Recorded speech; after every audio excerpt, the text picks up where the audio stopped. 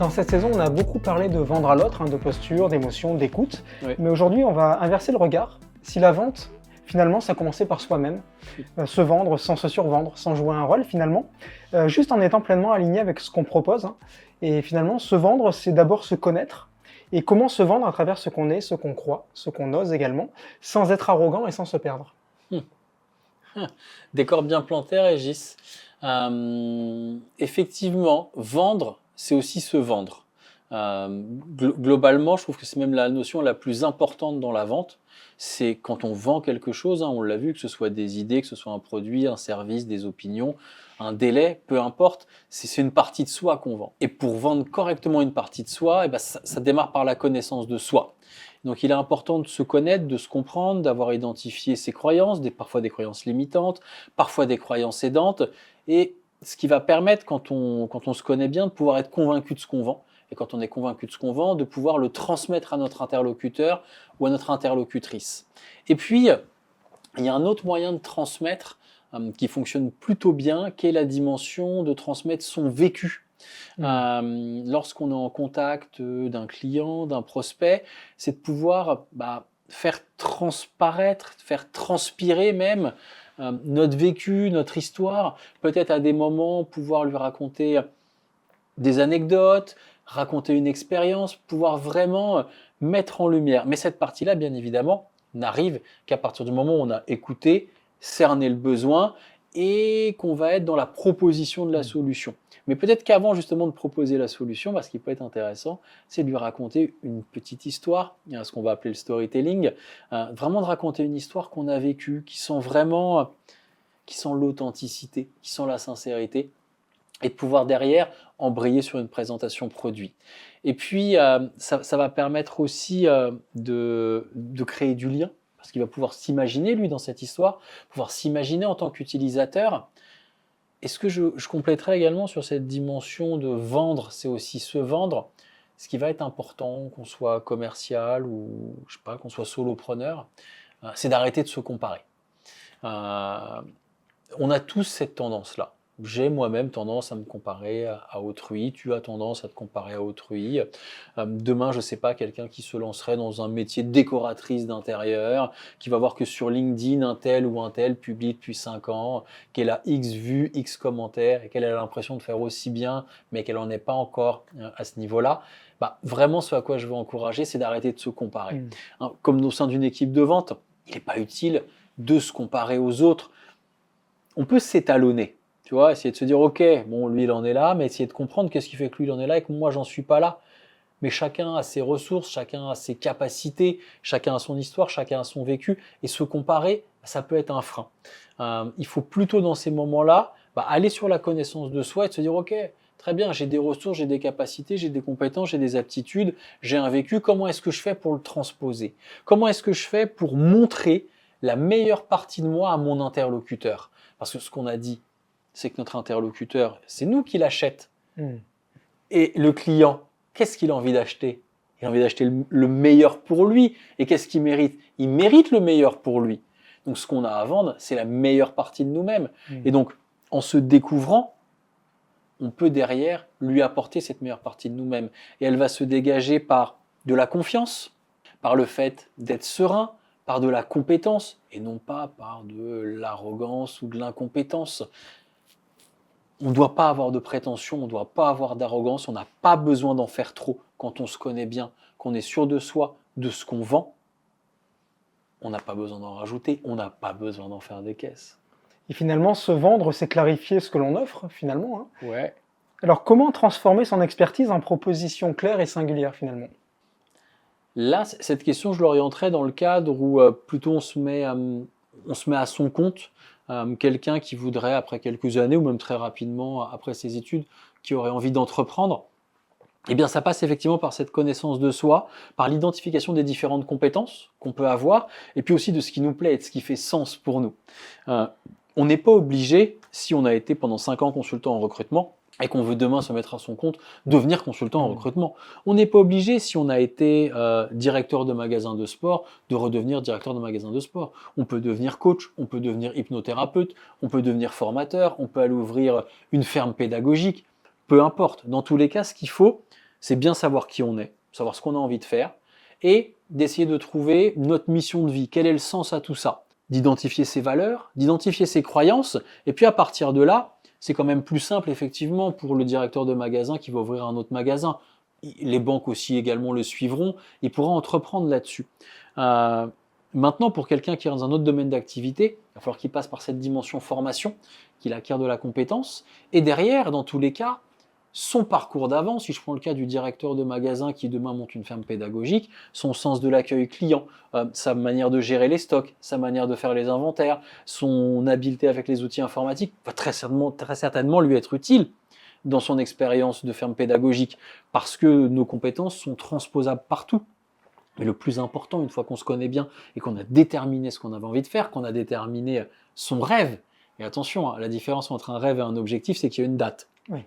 Donc, à partir du moment où on a trouvé son rêve et qu'on détermine différents objectifs pour pouvoir l'atteindre, eh bien, c'est se mettre en marche et puis le faire avec le cœur. Et tout ça, ça va transparaître dans son offre.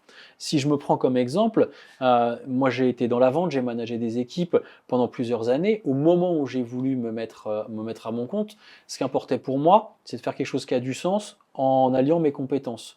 Je savais vendre, je savais recruter. Donc le plus simple pour moi était d'abord de recruter des commerciaux, puis de les former. Et parallèlement à ça, je me suis formé au coaching. Donc aujourd'hui, je suis coach professionnel certifié. Et qu'est-ce que ça me permet d'être coach professionnel certifié dans la vente? Ça me permet en fait de te parler aujourd'hui de relations. Ça me permet aujourd'hui d'être un meilleur accompagnant auprès de mes clients. Ça me permet également de mieux questionner les candidats que je vais avoir en entretien. Ça va me permettre d'amener les candidats et les gens que je vais former à la prise de conscience. Et donc au final, aujourd'hui, ce que je vends, c'est une part de moi-même. Et cette part de moi-même, c'est la somme de mes expériences, de mes compétences, de mes aptitudes, de ce qui fait sens pour moi, de ce que j'aime. Et aujourd'hui, je le mets au service des autres. Et c'est ça vraiment cette dimension de vendre, c'est aussi se vendre. Donc c'est important de savoir ce qu'on va apporter aussi à Exactement, la personne. exactement. Identifier quand on a fait une bonne découverte, identifier quel bénéfice cette personne va attendre, quel est le bénéfice essentiel pour elle. Et comme ça, on ne vend pas juste, comment dirais-je, un produit ou un service, on vend un soulagement, on vend une projection, on vend une promesse crédible, on vend un changement. Et tout ça va apporter un bénéfice. Et très souvent, les bénéfices peuvent être attachés à nos valeurs de liberté, à nos valeurs d'humanisme. Si je repars sur les dimensions d'acheter un véhicule, ça va satisfaire une dimension de valeur chez nous. Il y en a qui vont être attachés plus à la dimension liberté. On le voit dans les pubs avec des marques d'automobiles qui vont communiquer sur les grands espaces, sur le fait de pouvoir partir quand on veut. Et puis il y en a d'autres qui vont avoir plutôt un bénéfice sur la valeur plutôt sécurité. Donc cette dimension sécurité, ça va être, je sais pas moi, l'airbag, le fait de ne pas avoir de soucis en voiture. Mais ce bénéfice, il doit être identifié et il doit derrière être traduit par une promesse qui peut prendre différentes formes. Et c'est comme ça que derrière, on va pouvoir en fait ne pas rentrer dans un jargon technique, ne pas être un expert. Imaginons, je sais pas, demain, ta capacité, c'est d'implanter du SAP. Voilà. Effectivement, ta valeur technique est importante, mais ce qui va intéresser ton client, le DSI, c'est oui que tu maîtrises techniquement. Si tu le rencontres aujourd'hui, c'est globalement tu as la maîtrise technique. Mais c'est surtout que tu vas savoir répondre à ce qu'il recherche vraiment. Et quel est son véritable objectif et quel est ce dont il a besoin. Est-ce qu'il a besoin de quelque chose sur une transition douce? Est-ce qu'il a besoin d'avoir en face de lui quelqu'un qui est pédago? Est-ce qu'il a besoin de quelqu'un qui, en plus d'implémenter, conduit le changement auprès des équipes? Et ça, c'est que par la discussion que tu vas l'avoir. Et ça va te permettre derrière de clarifier l'offre que tu vas lui faire. Parce que quand on se met à son compte, bien évidemment, comme toute entreprise, on a des offres un peu en étagère. Mais ce qui va intéresser ton client, ton interlocuteur avant tout, c'est ta capacité à adapter ton offre par rapport à son besoin réel. Et c'est donc ça qu'il va falloir réussir à faire, c'est à traduire les besoins de ton client en une offre sur mesure qui corresponde à ce dont il a réellement besoin. Et ça peut ne se faire que par la connaissance de soi et que par l'écoute de l'autre. Et on parle parfois de syndrome de l'imposteur, en fait, pour les entrepreneurs qui veulent se lancer. Exactement. Donc c'est difficile dans ces cas-là de se vendre finalement. C'est un travail personnel à effectuer, c'est un travail personnel. On peut être accompagné dans ce cas-là, on peut avoir un coach, on peut même avoir un ami. Et puis c'est travailler son estime de soi. À partir du moment où on a été capable de réaliser une chose une fois, on est pour moi capable de le répéter un millier ou des milliers de fois. Ce syndrome de l'imposteur, je pense qu'il reste chez tout le monde. Je pense que même un président de la République qui vient juste de rentrer en fonction, peut-être que les premiers jours, il a un certain syndrome de l'imposteur, qu'il a un certain trac, qu'il a un certain stress. Et puis, il met un pied devant l'autre. Puis au fur et à mesure, il voit qu'il acquiert la compétence. Et puis derrière, il continue. Et c'est aussi un peu... à partir du moment où vous avez un rêve, vous avez fixé des objectifs, c'est un peu comme une ascension en escalier. Globalement, pour faire tomber ce syndrome de l'imposteur, il suffit. Le mieux, c'est d'avoir un plan. Oui.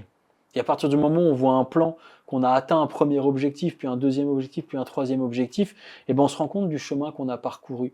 Et aussi pour ce syndrome de l'imposteur, avoir des temps à soi, se poser seul et juste écrire ce qu'on a accompli. Parce qu'en fait, on ne se rend pas compte, mais on accomplit très souvent énormément de choses. Pour nous, ça en devient normal. Mais quand vous racontez cette histoire à quelqu'un qui vous écoute, il peut aussi vous faire un effet miroir et de vous rendre compte de tout ce que vous avez accompli. Donc, avoir des temps pour soi, le partager avec les autres, ça permet vraiment d'avancer sur le syndrome de l'imposteur. Est-ce qu'il y a une question d'identité aussi? Par exemple, si je suis président de la République demain, par exemple, et que je me visualise que étant président de la République en tant que personne, est-ce que ça va poser problème? Est-ce que c'est important aussi d'avoir conscience qu'on est autre chose que ça, finalement, dans la vie? Je pense que c'est important d'avoir conscience que ça, c'est juste un titre et une fonction, et qu'on est bien plus que ça. On est une richesse même, on est la somme de nos propres expériences, des expériences des gens qui nous entourent, peut-être des expériences du pays dans lequel on vit, peut-être également de nos parents.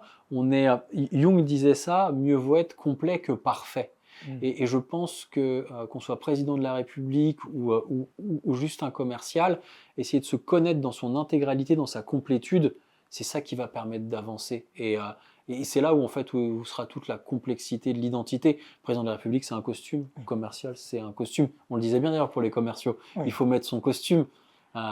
Mets ton costume, très bien, parce qu'il peut y avoir l'effet de halo, où en fait, de la manière dont tu es habillé, les codes que tu peux avoir, le langage que tu peux utiliser, dans les 3, 4, 5, 6 premières minutes, on peut se faire un avis définitif sur toi. Donc c'est important quand même d'avoir ces codes à l'esprit, mais il faut être soi-même, parce qu'entre 1 million de personnes en costume, celui qui va faire la différence, c'est celui qui est lui-même. Et finalement, se vendre, c'est aussi incarner ce qu'on vend. Oui. Et comment on trouve cet équilibre entre affirmation et humilité? Moi, je reste d'avis que ça restera toujours le questionnement.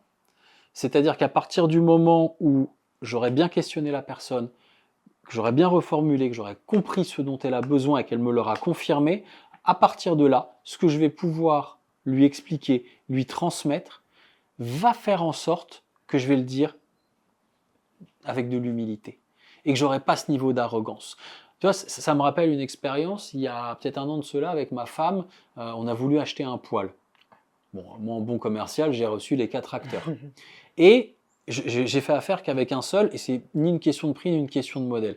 La différence, c'est que 1, il a écouté mon projet, et que 2, il m'a pas asséné de propos techniques en permanence. Parce que les autres, ils arrivaient, et ils m'expliquaient la vie. Bon, bah alors, comme c'est comme ça, à cause de l'évacuation des fumées, et les 3 coudées, et la loi machin bidule. C'est pas ce que je vous ai demandé. Moi, ce que je veux, c'est un poêle dans ma maison pour avoir une pièce chaleureuse. Et peut-être c'est de vous intéresser à l'utilisation que je compte en faire, plutôt que de me dire, ça se trouve, c'est une cheminée dont j'avais besoin. Oui. Le fait est que j'avais besoin d'un poêle, en tout cas. Et je trouve que c'est ça qui peut faire la différence entre arrogance et humilité. C'est avant de venir balancer ton jargon et montrer que toi, tu sais, en fait, la fermer, écouter et rassurer. Et si la personne est demandeuse de technique, amène-lui de la technique. Et si la personne est demandeuse de délai, amène-lui du délai. Si elle est demandeuse de prix, ne baisse pas ton prix. Ok. Et finalement, est-ce que c'est utile d'être utilisateur de ce qu'on vend finalement? Oui, je pense que c'est fondamental d'être utilisateur de ce qu'on vend, ou en tout cas d'avoir déjà vécu ce service. Pour moi, c'est obligatoire. Enfin, j'imagine pas le patron de Nespresso ne pas boire de Nespresso. Moi, de la même manière, je suis coach, mais je me fais coacher. J'ai un superviseur. Je dois être utilisateur de ce service. C'est obligatoire. Je forme à la vente. Avant ça, on m'a formé à la vente. Je travaille avec d'autres formateurs. Parfois, on va me former à d'autres techniques de management, de PNL, d'analyse transactionnelle. Il faut être utilisateur, même si c'est pas exactement le même service, parce que justement, on a notre singularité, mais il faut utiliser des services qui soient connexes et qui nous apportent, qui nous nourrissent. Tu ne peux pas, moi j'estime que quelqu'un qui travaillerait dans un garage Renault, il doit rouler en Renault, quoi. Si tu n'aimes pas les Renault, vends pas des Renault, va chez Jaguar, va chez Porsche, va où tu veux. Mais toi, de la même manière que le vendeur de poêle, j'espère que chez le poêle, il l'a acheté dans l'entreprise dans laquelle il travaille et qu'il ne l'a pas acheté chez le concurrent. Sinon, j'aurais un doute sur la qualité des produits qu'il me vend. Donc pour incarner ce que l'on vend, il faut l'utiliser finalement, c'est ça? Oui, moi je pense que c'est important. Pour moi, de préférence, il vaut mieux l'utiliser. Et puis comme ça permet de montrer et pas seulement de dire. De la même manière que quand tu es formateur, faut appliquer ce que tu dis. C'est-à-dire que si moi demain je vais en rendez-vous et que je vois un prospect qui me dit moi Vartan, vos formations m'intéressent, et que tout d'un coup je lui débite mon catalogue et que je lui dis que dans mon catalogue le plus important c'est la relation, le lien, d'écouter, de poser des questions, et que j'en pose aucune. Bah là il va me dire Vartan t'es gentil, mais au suivant. Et donc là c'est vraiment dans cette idée, dire c'est bien, mais il faut montrer. Et tu vois, dire ce qu'on fait, faire ce qu'on dit, poser un cadre clair, c'est hyper important. Est-ce que ça t'est déjà arrivé dans ta carrière de commercial, de vendre un produit auquel tu ne croyais pas? Tu es arrivé dans une entreprise, peut-être qu'il y avait un produit que tu ne croyais pas du tout. Oui, alors en fait c'est la dernière entreprise et après j'ai basculé dans l'entrepreneuriat. Et effectivement, le service que je vendais à l'époque, je m'y retrouvais pas. C'était du crédit impôt recherche. Et très honnêtement, au bout de quelques mois, je me suis vite rendu compte que le problème, ce n'était pas le produit que je vendais. En fait, c'était moi qui n'étais pas à l'aise. Enfin, c'est moi qui n'étais pas à l'aise avec ce service. Et franchement, mes résultats n'étaient pas bons. Et pourquoi ils n'étaient pas bons? Parce qu'en fait, je ne croyais pas à ce truc. Parce que j'y voyais aucun sens. C'était pas ma came. Et écoute, je pense que de cette leçon-là et des précédentes, ça a été le déclencheur pour moi pour me mettre à mon compte. Et finalement, la thématique de cet épisode, c'est vendre. C'est aussi se vendre finalement. Ouais. Et qu'est-ce qu'il y aurait à retenir d'après toi dans cet épisode, s'il y avait une seule chose à retenir? Une seule chose à retenir, parce que quelque chose que j'ai pas dit, c'est qu'il faut savoir dire non. Oui, vendre, c'est aussi se vendre, mais pas à n'importe quel prix. Donc, c'est-à-dire qu'il faut aussi savoir dire non. Dire non à une mauvaise vente, dire non à un prix où on a l'impression qu'on ne nous respecte pas par rapport à ça, et dire non si on s'enclin avec l'interlocuteur avec lequel on va travailler de manière proche, on ne partage pas les mêmes valeurs. S'il y avait vraiment pour moi un truc à retenir dans cette thématique, vendre, c'est aussi se vendre, c'est que faut aussi savoir dire non à une vente, et quand tu dis non à quelque chose, tu dis oui à autre chose. Et de la même manière, quand tu dis oui à quelque chose, tu dis non à autre chose. À un moment, il faut choisir d'agir ou de subir. Et dire non, c'est agir. Merci Vartan pour cet épisode. Vendre, c'est aussi se vendre, c'est très important. Merci aux auditeurs aussi qui vont écouter cette saison numéro 2 de ton podcast Les coulisses de la vente. Eh ben, merci beaucoup à toi Régis.